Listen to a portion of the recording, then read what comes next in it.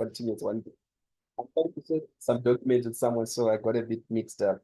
All right, so welcome to video B, or rather part B of our orientation session. So previously I was explaining to you, colleagues, in regards to the sources, important sources of reference that you would require for the purpose of this module. So I already pointed out the prescribed textbooks, which is 3 of them in number. And then, of course, I also pointed out the additional sources of reference. And I pointed out that these ones, they come handy when it comes to topic 2, regulatory frameworks. And then things like, for instance, in-house, outsource, and co-source, you find that in your prescribed textbooks. That's where you find that information, particularly this, the orange textbook. And then as even same thing with establishment, administration and management of the internal audit activity. I also have notes, summarized notes for topic 1, topic 2. Okay, topic 2, it's the note structure, it's slightly different from the other topics, in the sense that with topic 2, because there's a lot of sources of references that you needed, or that you need to use. So what I did is from chapter 4 of the audit notes, I've made footnotes from there. So what you will discover, again, colleagues, as I'm on this part, you discover that there's a close relationship between AUI 4861 and AUI 4862, especially when it comes to this chapter, or topic number 2, regulatory frameworks, because there is corporate governance that you will be dealing with in chapter 2 of this module. And the same thing you'll find also in AUI 48662. There's also corporate governance that you'll be dealing with. I believe it should be in topic 1 of the module there. So there are some relations somewhat. And you discover that some of the questions on corporate governance in particular that they test in AUI 4862, sometimes they also test them in AUI 4861. I did discover that with some of the past assignments from 2021, between 2021 and 2022, I did discover something of that sort. Like there was an assignment from 2020, I think it was 4862, but in 2021. And then it was tested in 2022 as an AUI 4861 assignment, something like that. So the point really is just to say, as far as this concept of corporate governance is concerned, it's similar. So to 4861, and I mean, there's similarities between 4861 and 4862. So hence you might discover some of the concepts as I explained them, they are literally exactly the same. As far as corporate governance is concerned. Why? Because in both modules, you still use the King 4 report in any case. Okay, so, and then topic number 3 deals with in-house, outsourced, co-sourced internal audit activities. So there are different types of internal audit structures that organizations can establish, depending on their stage in what we call a business cycle. So every organization goes through a business cycle, and depending on the level of the stage in the business cycle that they stand, they can either have an in-house internal audit structure, meaning to say they have a department for internal auditing that exists within the organizational structures, or they can outsource the internal audit services. Meaning to say in that case, they may not necessarily need to have an internal audit structure existing internally, but they can just simply outsource the services of internal audit consultants as and when necessary. That's the outsourcing side of it.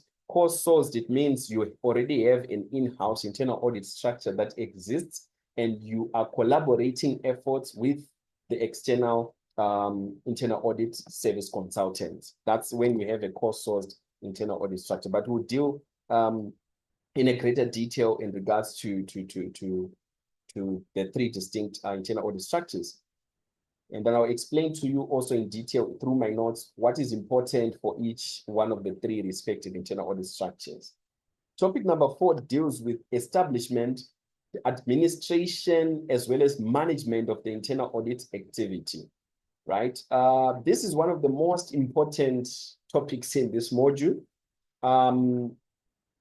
You can get a mark, you can get a question in the exam, which can go as far as 30% of the entire exam paper regarding to topic number 4, establishment, administration, and management of the internal audit function. So the establishment side of it, it's more about how does an organization establish an internal audit function within its organizational structures, right? And it also points out, for instance, the role and the responsibilities that the chief audit executive would perform in that process. And the same thing is true even regarding to the administration side of things, as well as management of the internal audit activity. Why? Because the chief audit executive is the head of the internal audit function in the company.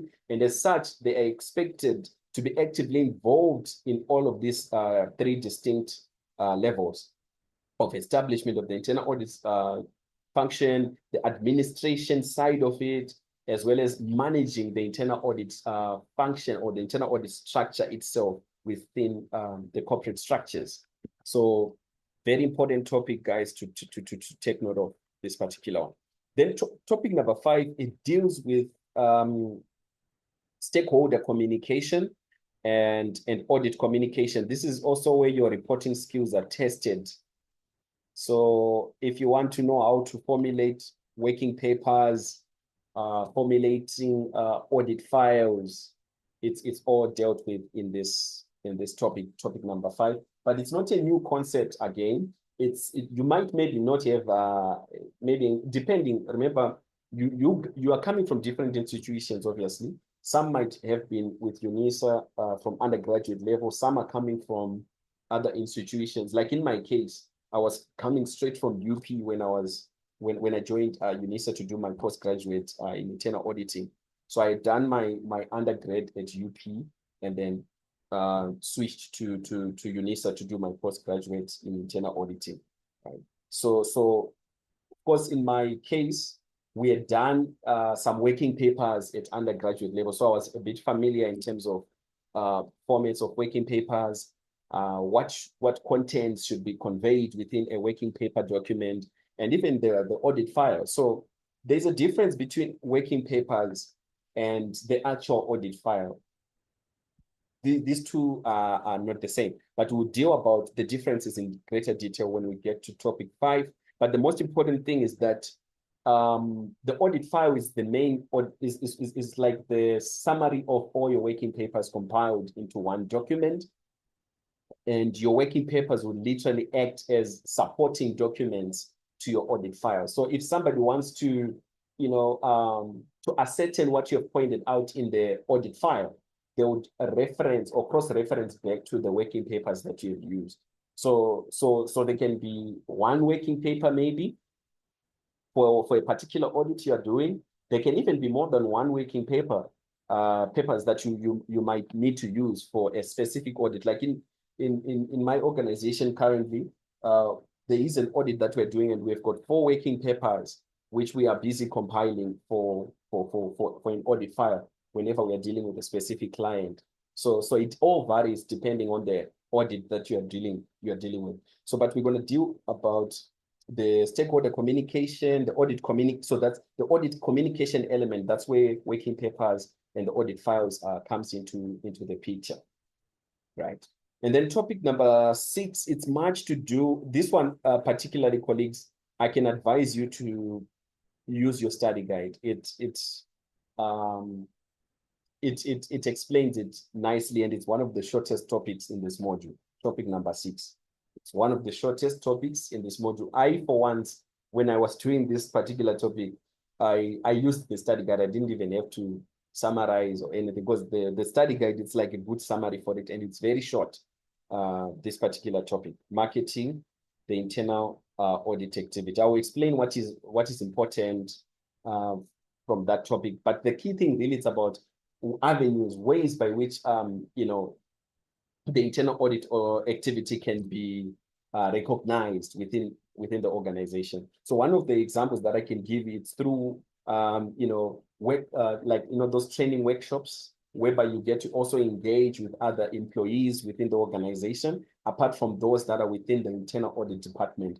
That's again another way or another avenue that can be used to market the internal audit department to, especially to those that are responsible for governance responsibilities within the organization, right? So, and of course, also things like corporate newsletters, where they explain the reason or the purpose of the internal audit function in the organization to the rest of the other employees across the entire organization. So that can also be another avenue which can be used to market the internal audit function, right? So I'm just trying to give you guys a bit of perspective to say, when you look into this topic, what exactly are you going to be dealing with? What information are you supposed to know, at the end of the day? But all in all, colleagues, all of this, when the examiner or when your lecturer tests you, they test the application of these principles or the application of these concepts. So it's not more of like define these, describe the, yes, you can get a question like that. There was one such question like that. I think it was from the 2022 assignment, should be assignment 3. There was such a question like that. In that assignment, it was a written assignment, by the way. The first question really, it was about defining what is integrated reporting and also defining what is this integrated thinking. Yeah, those two. They literally wanted you to describe them. So it was just, it was a matter of defining and describing, but not applying them. So there can be some instances where you can get questions like that, but they don't really give a lot of marks for questions of that sort, right? So where there's mark that can be accumulated is usually when you have to apply the knowledge or the principles to a real life case study, such as what you would find when we get through this particular case study, right? So far, before we go further, is there anybody with a question on what I've just explained so far?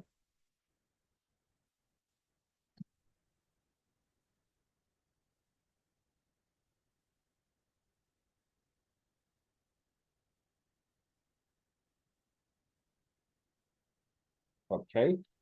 Silence, I presume. No, everything is clear. Sorry? No, everything is clear. Or No everything question so clear so far. far? So Oh, far, there's no question so far. oh, okay. All right. No problem. That's fine. So that was the assumed knowledge side of it.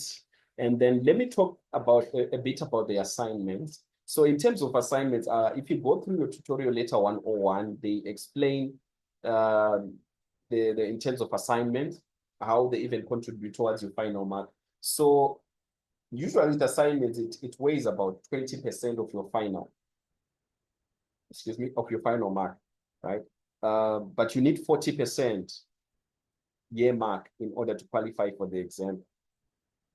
So as much as it might seem or sound like it's a small fraction towards your final mark, but it's important. Why I'm saying so, because these particular assignments, which are essay-based in structure, they help as a foundational base for your exams.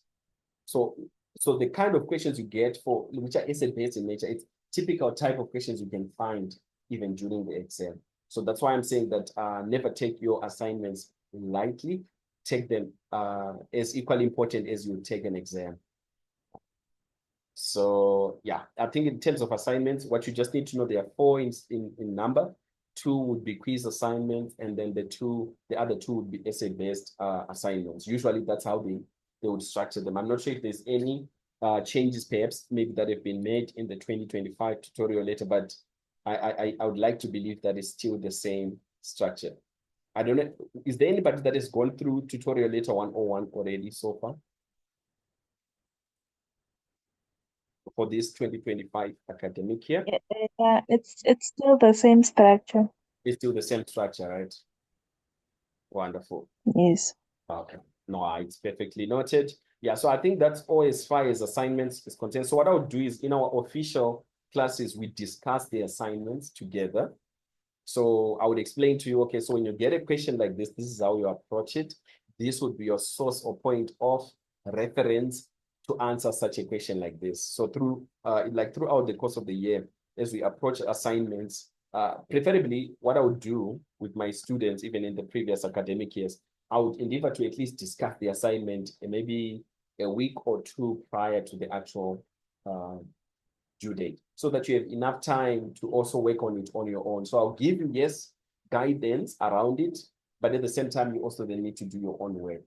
Why I'm saying so, it's because with assignments, especially the written ones, there is a risk of plagiarism.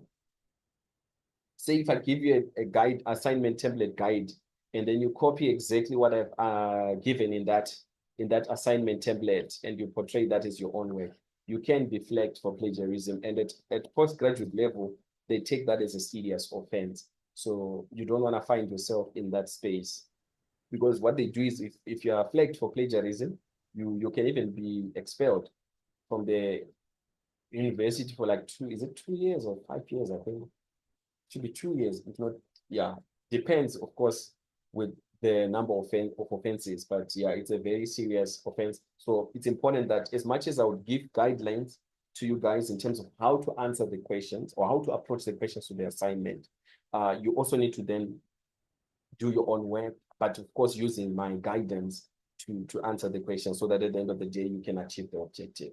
So I think as far as assignments are concerned, I think that's all that you need to know. I'm not sure if anybody has questions around this. Okay.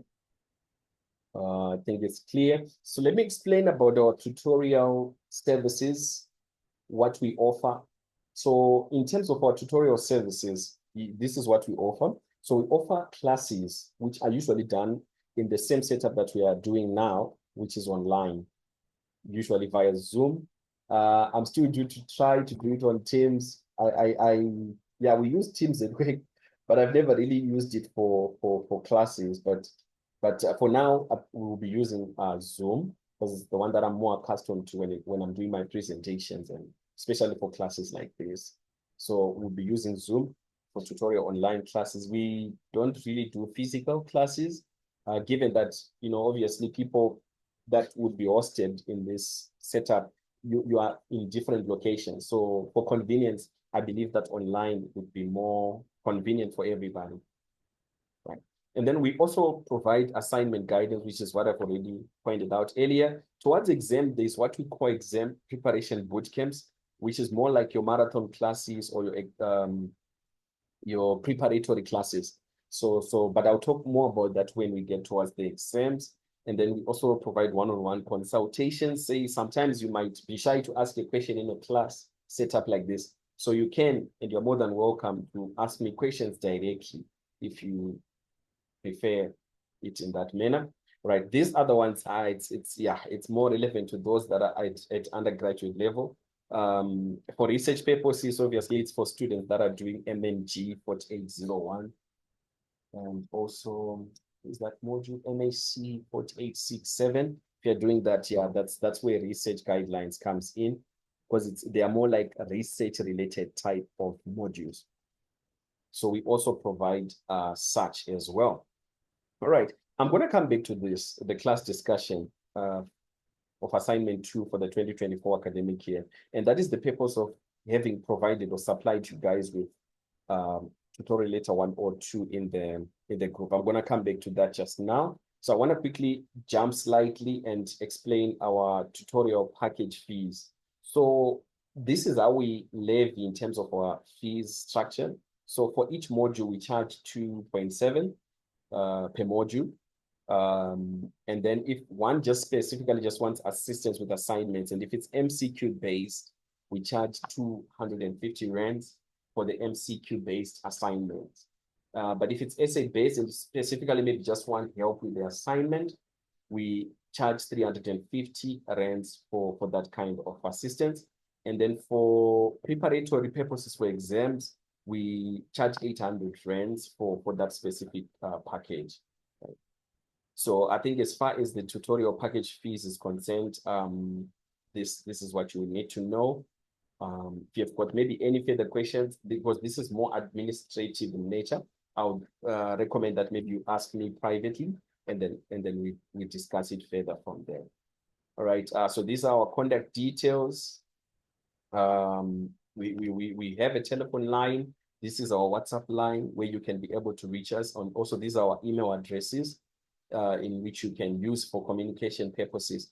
The website, it's under development currently. So you might discover that if you try to go on Google search to check www.gradquest.co.za, you might not find us then, or it might say that the website is down or something like that.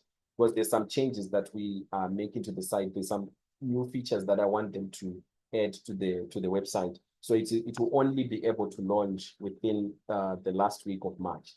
So that's when it will be live. So once it's activated, I will send a communication, of course, and you can be able to access it. So I think as far as the administrative side of things is concerned, that's what I wanted to share with you. So now I want to get to the class discussion where we are going to look at a practical assignment question for the 2024 academic year. So if you look into the group, I've shared two documents.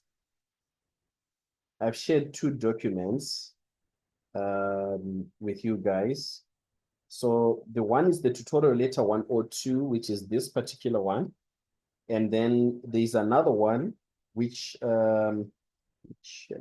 yes, assignment 2 suggested solution. So the suggested solution is pretty much what I would structure myself as an assignment guideline that I would use, say, during a discussion class, so that I provide guidance to you guys to give guidance in terms of approach on answering the assignment. So that's what you have there as your assignment 2 solution guide. So that document is not to say you copy, for instance, if you are doing that assignment, it's not to say you copy the solutions that I provided there and you make it as your own way. You don't do that, but you use it as a guideline to do your own way. Right. So, but in any case, let's have a look into this particular tutorial later. So what you discover with the assignment structures that they used last year, they combined I think it should be the second assignment into one document like this, tutorial letter 102. So it was having assignment 2 for 4861, assignment 2 for 4862, and assignment 2 also for 4863. They were all portrayed in one document. Okay. And then another thing that I picked up, they also gave, an integrated case study for each one of these respective modules. So you needed to literally download the integrated reports for certain companies in order to answer these assignment questions, right? So, but let me take you specifically to the 4861, because for this particular one, you really didn't need to go to the integrated report per se to answer this particular question. So hence I decided, let me just do specifically question 1 of this particular assignment. So let me take you to the required section of the question so as to give us a point of departure. Colleagues, whenever you get an essay-based question, the first thing you do, before you even go through the actual case study or system description, you need to really go through the required part of the question first. That should always be your starting point. Why I'm saying so is because it gives you direction in terms of how to use the information in the given case study, or it helps to guide you as to what information is important in the case study that you can use as problem areas to answer or to address the required parts. So if you look at the required section here in question 1 for 30 marks, they wanted you to explain instances of non-adherence to the recommended practices outlined where in the King 4 report on corporate governance for South Africa 2016, relating to, number 1, the composition of the governing body, and secondly, the composition and sufficiency of the board committees.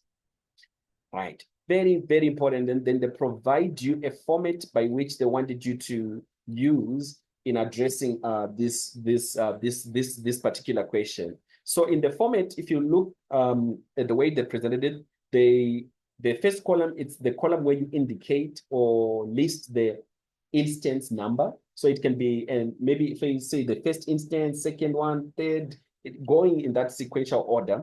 And then in the second column, this is where you would give reference to the King 4 report, which has been violated or which have not been adhered to based on the evidences that you have from the case study scenario.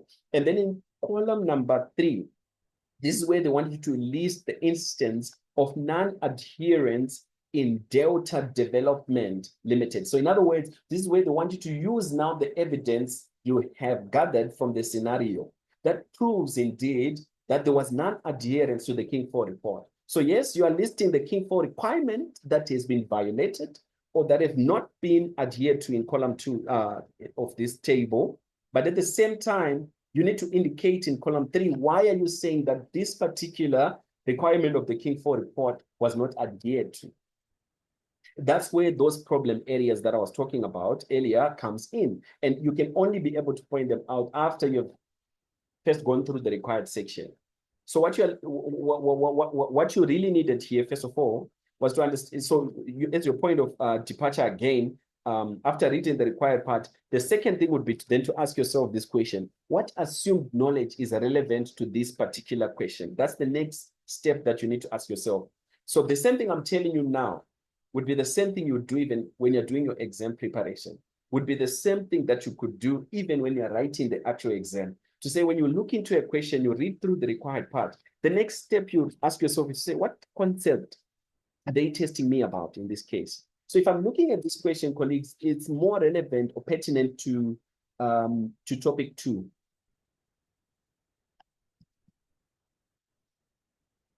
Regulatory frameworks. It's more relevant to topic 2, regulatory frameworks. So like I pointed out earlier, that with regulatory frameworks, what are your sources of references that are important? So I pointed out the additional sources in particular because they are more pertinent to topic 2. Even in your prescribed textbook, you do find something to do with corporate governance that is within this textbook, the internal audit perspective. I think it's chapter 2 of the textbook. It deals with corporate governance. If you go to chapter 2 of internal audit perspective, it deals with the concept and principles of corporate governance. And also chapter 4 of the Jackson stance, it's again another source of reference in this case. And the King 4 report, it's another important source reference to this case. So if you could use any one of the 3, it was going to be helpful to address that question. So what I would do, for the purpose of this discussion, I'm going to open the audit notes because I already put footnotes for myself, and it just makes it easier for me, like even if I'm explaining things to you guys, because I've already done summaries there. So you can just afford me just few seconds to open the textbook. So I call it audit notes and footnotes.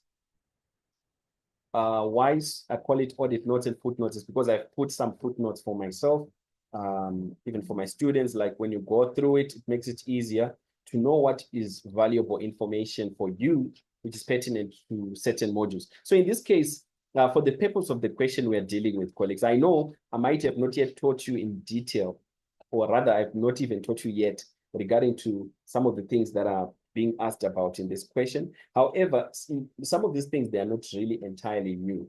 At undergraduate level, you did definitely covered on the principle of corporate governance, where they would discuss the different board committees, according to the King 4 report, the different board committees, according to the Companies Act. But in this context of the question, they are really just dealing with the King 4 report anyways. So the type of governing bodies structure that you need, or the board committees that are pertinent to this, are those that are recommended according to King 4 report. So that is one of the reasons why I've opened this chapter 4 of your audit notes, and particularly principle 8 of the King 4 report. So if you were to go to principle 8 specifically or directly from the King 4 report, it would show you the different board committees that an organization is recommended to have.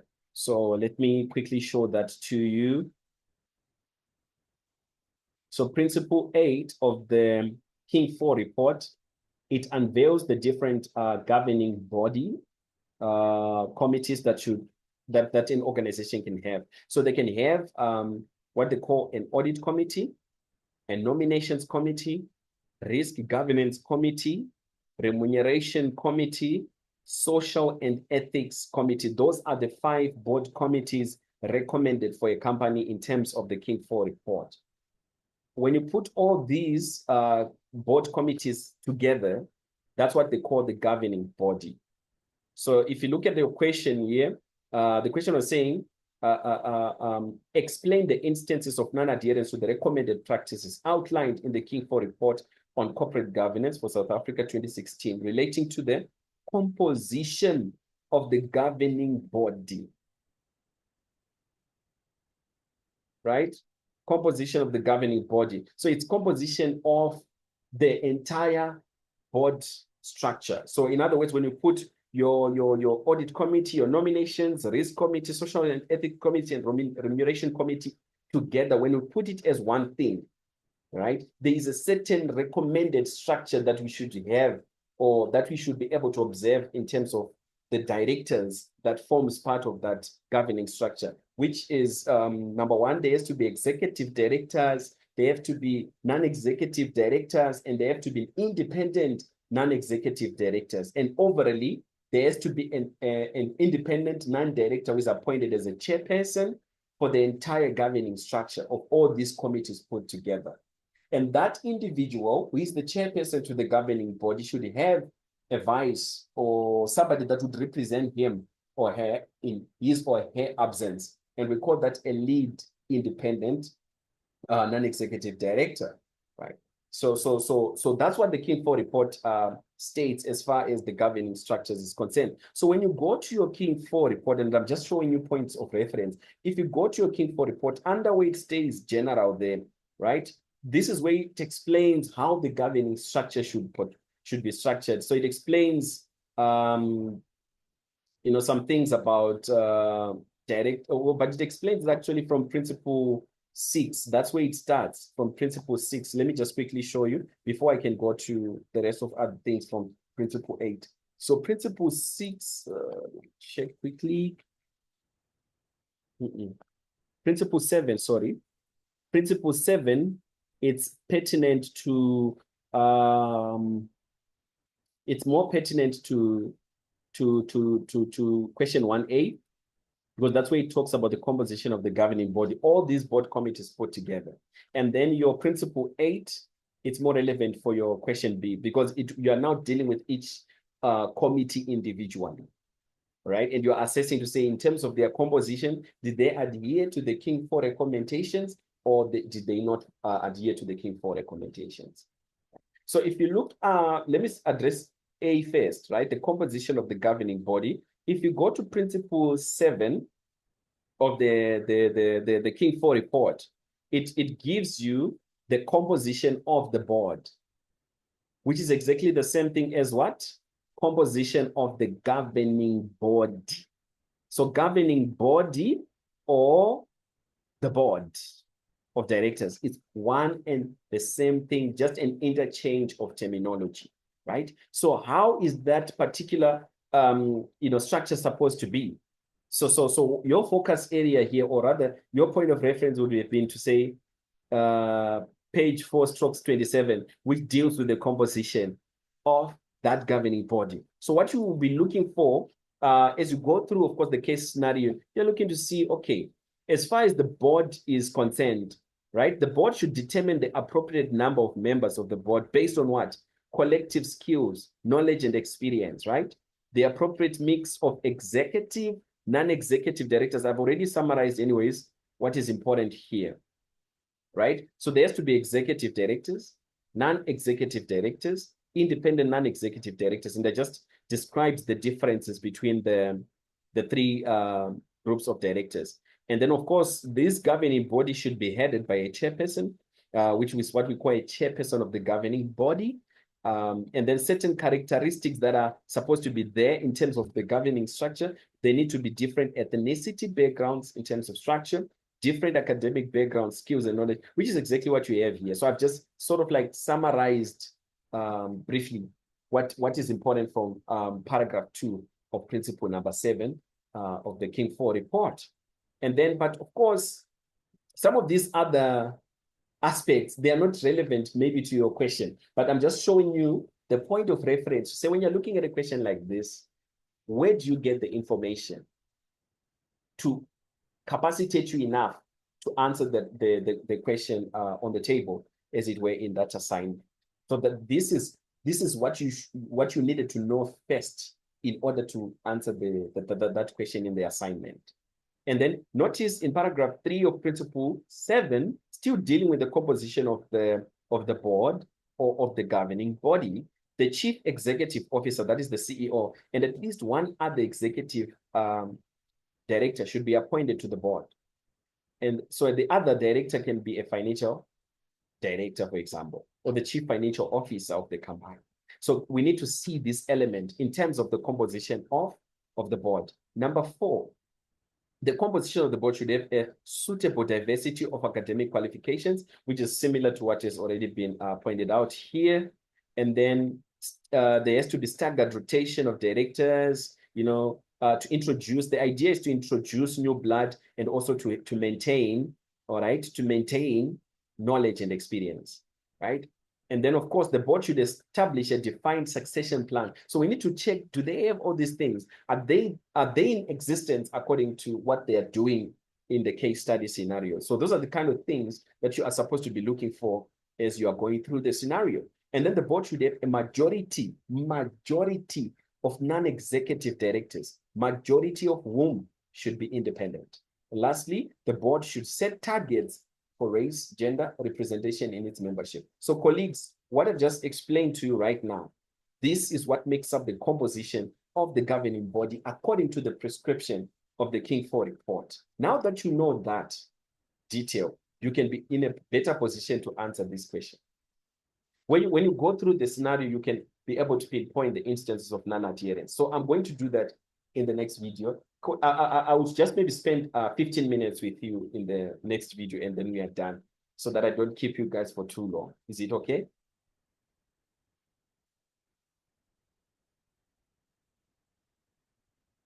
Hello? I'm okay. Yeah. Right. I'm okay. Perfect. So let's connect again in the next minute, because it's going to disconnect now because of this time limitation.